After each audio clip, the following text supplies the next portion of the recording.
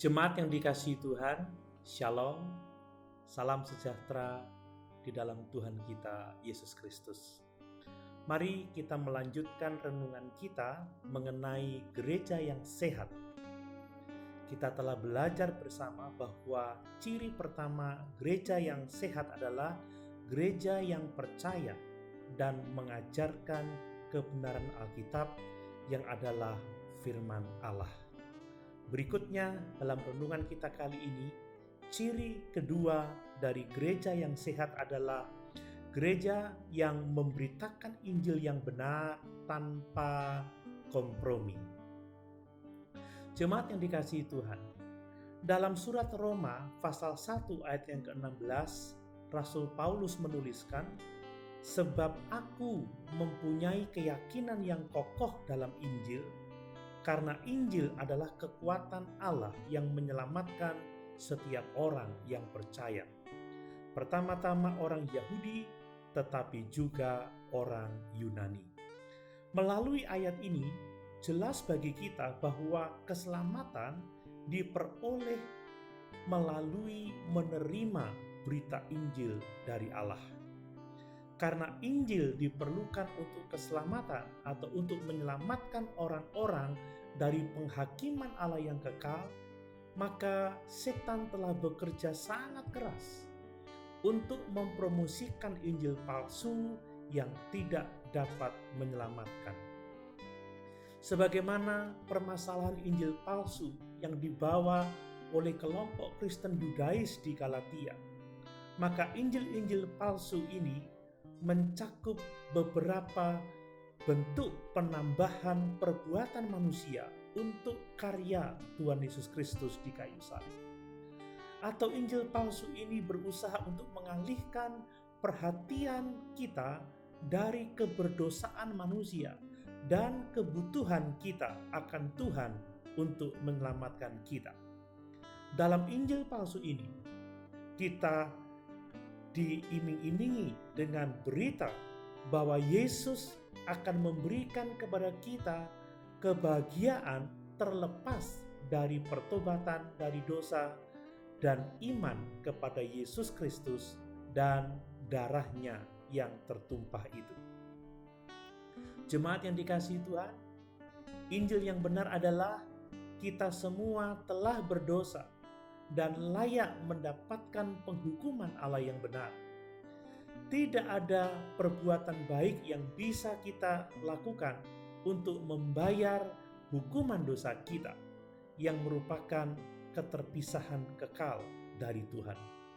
Jemaat yang dikasihi Tuhan, Tuhan telah mengaruniakan anaknya yang tunggal bagi kita, yaitu Yesus Kristus, untuk menjadi manusia dan mati menggantikan kita orang berdosa.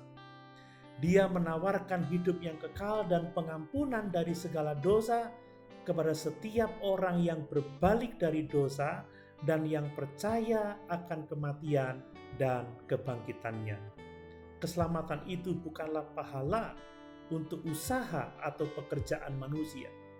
Keselamatan adalah pemberian gratis dari Allah bagi semua orang yang benar-benar percaya kepada Yesus. Jemaat yang dikasihi Tuhan, Injil yang benar inilah yang harus kita beritakan sebagai ciri bahwa kita adalah gereja yang sehat. Jemaat yang dikasihi Tuhan, mari kita memperhatikan ayat-ayat Alkitab yang menyatakan bahwa gereja yang sehat harus memberitakan Injil Yesus Kristus. Di dalam Markus pasal 1 ayat yang ke-15, Tuhan Yesus berkata, "Waktunya telah genap, kerajaan Allah sudah dekat, bertobatlah dan percayalah kepada Injil." Jadi Yesus sejak pertama pelayanannya, dia memberitakan tentang pertobatan dan kepercayaan kepada Injil. Dengan demikian, kita sebagai gereja Tuhan harus memberitakan pertobatan, harus memberitakan Injil kerajaan Allah itu.